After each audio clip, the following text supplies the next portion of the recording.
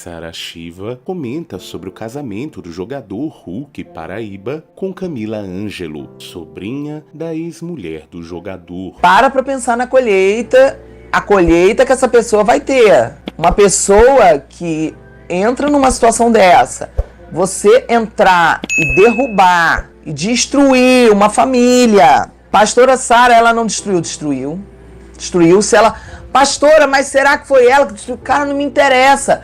Se ela entra no meio disso, você destruir para uma família ser construída em cima de uma destruição de uma outra família, isso não existe, gente. Existe uma consequência grave, espiritual, gente. Filipe escreveu assim: pior é que esse tipo de gente casa com a bênção sacerdotal. Vamos lá, Filipe, eu não sei quem tá pior. Se é quem acha que Deus está ali, porque Deus não está naquele lugar, ou se é o pastor que não é pastor, porque um pastor nunca faria isso, porque um pastor ele tem que ter o Espírito Santo. E quem tem o Espírito Santo fala.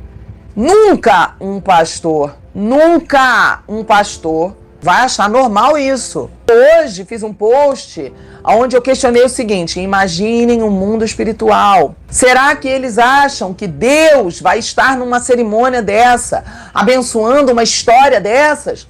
Cadê as pessoas que vão contar para eles? Eu conto ou vocês contam para eles que Deus não entrará nem naquela igreja, nem naquele templo? Deus passa longe dessa cerimônia. Será que eles têm pastores? Não parece. Parece que eles pagaram alguém para fazer o casamento. Porque você sabe que existem pastores que aceitam paga para fazer casamento.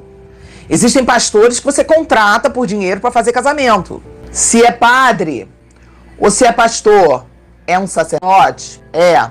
O sacerdote, gente, ele sabe que o casamento é um juramento no altar de Deus. O sacerdote, ele sabe que o altar de Deus é um local de perigo de morte. Pois na Bíblia, se uma pessoa entrasse no lugar santo com a vida suja, com pecado, a pessoa morria na hora. Então vamos lá. O cara é sacerdote, seja padre ou pastor, não interessa. Ele sabe que ele não pode brincar com o altar. Ele sabe que o altar é um local de perigo. Um pastor ou um padre que é temente a Deus nunca vai aconselhar um casal que não está em santidade, que não está em consagração, a subir no altar. Porque um pastor, um padre, um sacerdote de Deus, ele sabe que a hora que ele estender a mão para abençoar aquele casal, se aquele casal está com a vida em pecado, se aquele casal cometeu algo que fere o Espírito Santo, o pastor e o padre, eles sabem, ele vai ser cobrado de Deus daquilo que ele estendeu a mão. Ele está avalizando, testificando, ele está confirmando, ele está avalizando aquilo ali. Ele está dizendo que sim, que aquilo é da vontade de Deus. O quê? Ninguém vai falar disso não, pastores da igreja brasileira? Ninguém vai falar disso não? Ninguém vai comentar isso não? Vamos abrir a nossa boca e comentar. Temos que comentar. Tem pessoas de cabecinha fraca que ficam muito influenciadas pelas mídias, pelos artistas, pelos influenciadores e influenciadoras. Vamos nos posicionar para falar o que é correto e o que é errado. Nós não podemos nos calar, igreja. Nós temos que orientar as pessoas. Existe a forma certa de se comportar, de se posicionar, de agir. E nós temos que dizer para as pessoas: queridos, isso está errado. Nunca um padre, nunca um pastor poderia aceitar fazer e celebrar um culto, porque casamento é culto, cerimônia de casamento é culto. E agora eu vou pegar um pouco mais pesado, que vocês estão achando que eu estou falando coisa pesada? Vocês não viram nada, agora que vamos pegar pesado, porque eu acho que eu estou pegando leve ainda, sabe por quê? Porque o nível de ignorância que nós temos hoje, nós temos pessoas hoje na igreja que não sabem absolutamente nada sobre santidade, que não sabem nada sobre santificação. Se você, cristão, cristã, seja evangélico ou católico, subir no altar de Deus para celebrar um casamento, seu casamento, e você não estiver em santidade, em consagração, estará em zombaria, em profanação, perfeito. Pastora Sara, o meu pastor me disse que era para eu casar, para eu sair do pecado. o seu pastor, coitado, manda ele voltar para o seminário teológico, porque ele não sabe nada. Ninguém casa para sair do pecado, você casa depois que você saiu do pecado.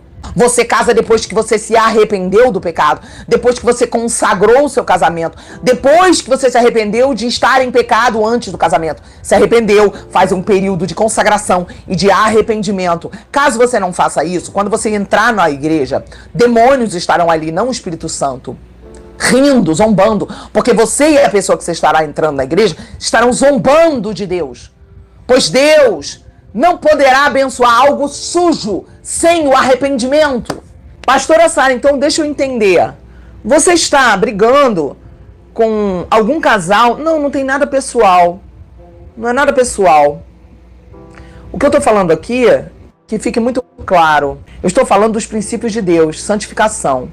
Casamento é o juramento no altar de Deus. Ah, eu não sou de Deus, eu não quero igreja. Tá, então não casa na igreja, casa só no civil. Vai lá só com o juiz de paz e faz seu casamento. Não brinque com o altar de Deus. O altar de Deus é um perigo de morte. Observa que o que eu estou falando não é contra ninguém. Eu estou mostrando para vocês um exemplo de uma situação que viralizou aí na mídia. E esse escândalo, essa situação de um casal que se casou, tudo errado e tal, só abre um espaço para a gente falar o seguinte: peraí, será que eles têm alguma ideia do que vai acontecer no mundo espiritual com a vida deles? Será que eles acham que Deus está abençoando isso? Esse é o nível da ignorância da pessoa? Será que eles têm pastores? Porque quem tem pastor ou padre, o padre é um padre verdadeiro ou pastor verdadeiro? Porque eu não sei que sacerdote é esse. Fala que tá tudo bem, que aceita isso? Que loucura é essa? Alguém tá falando, o dinheiro fala mais alto. Só se for. Agora eu vou pegar um pouco mais pesado, ok? E agora eu vou falar a dura verdade, a verdade que dói no ouvido de muita gente e de muito crente. Tô falando de crente aqui agora, não tô falando de gente do mundo. A verdade dura é essa aqui. Se um casal tiver feito sexo antes do casamento, o correto é o padre ou o pastor não celebrar aquele casamento até que aquele casal apresente um fruto que revele um real e verdadeiro arrependimento. O correto é acompanhar o processo de renúncia, o processo de consagração e de arrependimento, onde há um afastamento completo de corpos entre aquele casal de namorados e de noivos, onde o casal passa ali, no mínimo, 3 meses em total consagração, sem se tocar, sem se beijar, em total arrependimento, para então aquele padre, aquele pastor, celebrar. Pastora Sara, por que o período de 3 meses? Porque foi o período, mais ou menos, que durou entre Isaac e Rebeca até eles se encontrarem. É um prazo bíblico para um casal se reunir na intimidade sexual. Do servo de Abraão, quando ele encontrou a Rebeca, até ela encontrar Isaac, o prazo é mais ou menos de 3 meses. É um período mais ou menos de 3 meses ali. Então vamos parar para pensar. Por que o casal precisa se consagrar? Porque o arrependimento não é um blá blá blá, não é da boca para fora, me arrependi. Isso não é arrependimento. Arrependimento é uma atitude. É por isso que eu quero casar em pecado. Mesmo em pecado, eu quero casar para depois que eu casar, eu não estar mais em pecado. Você não entendeu? Você está casando em pecado, em zombaria diante de Deus. Pois você está casando, carregando para o altar. Deus não vai estar ali. Deus não estará ali. Você não tem o poder de obrigar a Deus a nada. Você não tem o poder de tomar a bênção na marra de Deus. Você não tem o poder de obrigar a Deus a te abençoar. Não é possível que baixe o espírito de mula desse na mente da pessoa. Demônios estarão na igreja. Demônios estarão ao redor do casal. Demônios, não o Espírito Santo. Quem semeia na carne vai colher da carne. Não pense que uma pessoa que casa em pecado, brincando com o altar de Deus, vai colher alguma coisa boa dentro desse relacionamento. Vai ter um tempo que Satanás vai usar aquilo ali e vai deixar que tudo fique tranquilo por um tempo. Porque Satanás, ele sabe que ele quer usar aquilo para poder semear no coração de outras pessoas ignorantes ou fraquinhas de cabeça. Faz igual, faz igual. Ele vai usar por um tempo. Ele vai usar por um tempo. Ele vai deixar sossegado o casal por um tempo. Mas daqui a pouco a conta chega. E quando chega, chega para acabar. Chega para arrebentar com a vida da pessoa. E quando vem de galope a desgraça. A conta vai chegar. Não tem como. O diabo terá direito e legalidade. O diabo, ele não vai perder essa oportunidade. Se ele tem legalidade na vida de uma pessoa, ele, sem legalidade, já acusa. Quando ele não tem legalidade na minha vida, na tua, ele já é acusador, já vem acusando a gente. Vem falando coisa da nossa vida. sem ele ter direito. Imagine quando ele tem. Imagine quando ele tem. Pastora Sara, se esse cara e essa mulher que você falou hoje, sem citar os nomes, se eles se arrependerem e se eles ficarem até afastados por um tempo, realmente se arrependendo, em consagração, Deus abençoaria essa relação, já que essa relação é tão errada como é? Então vamos lá. Agora que você vai entender que o profundo disso aqui é que as pessoas podem até pôr máscara de crente, máscara de cristão, máscara de evangélico, máscara de católico, mas Deus vê o coração e não a máscara. A pessoa pode até fingir pro pastor, pro padre, mas para Deus a pessoa não finge. Então se a pessoa falar assim, eu me arrependi, olha pastor, padre, Deus vai abençoar se Deus vê de fato mudança no coração. Aí, então eles se arrependeram. Se for mentira, se for falso, não adianta. Pode ter festa, fotógrafo, mídia, o que for.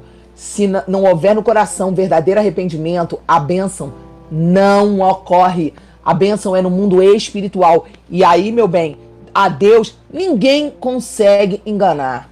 Ah, não, pastora, mas se a pessoa realmente se arrepender... Gente, se a pessoa realmente se arrepender, você sabe o que é um arrependimento? Ontem eu tava conversando com a minha amiga e de repente ela falou assim pra mim, poxa, Sara, você teve um passado pesado, né? De tanta coisa errada que você fez, teve uma vida promíscua. Quando ela fala isso, e eu, por um flash assim, eu lembro do meu passado, me arde aqui meu peito, ó. Arde aqui dentro do meu coração, ó. Arde de dor! De dor de pensar que por acaso eu já fiz. Isso porque tem mais de 20, esse ano completa 25 anos, se não me engano, que eu não tenho relação com um homem, que eu não beijo na boca de um homem. Pra eu sentir um aperto, mesmo com 25 anos, é porque eu tenho tanto arrependimento do meu passado, eu não tenho orgulho, eu não tenho saudade, eu tenho pavor do meu passado, pavor, dói o arrependimento, é uma dor profunda, é um profundo pesar, é uma coisa que você nunca mais na vida, você não quer nem chegar perto daquilo. Quem se arrepende produz frutos que revelam arrependimento. Frutos dignos de arrependimento significa frutos que revelam o arrependimento.